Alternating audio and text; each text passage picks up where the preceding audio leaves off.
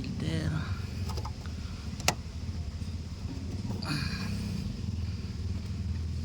Kuha akong tools.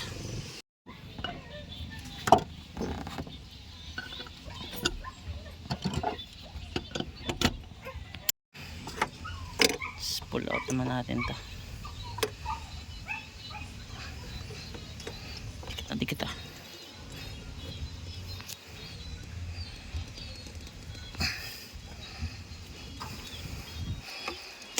Yun.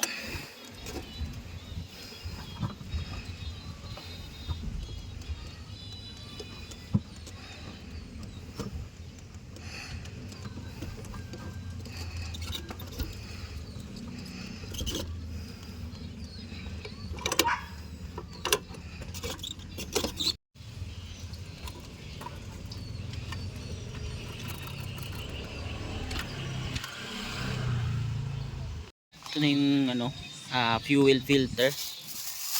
Tanggalin lang natin itong pump, pati yung fuel pump regulator, itong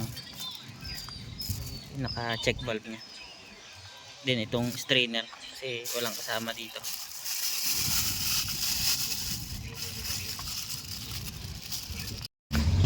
Ito na, naikabit natin yung fuel pump pati fuel pump regulator, then dito naman sa housing kakabit ito.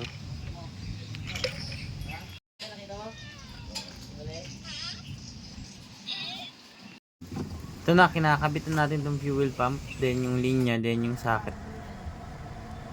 Ayan, okay na.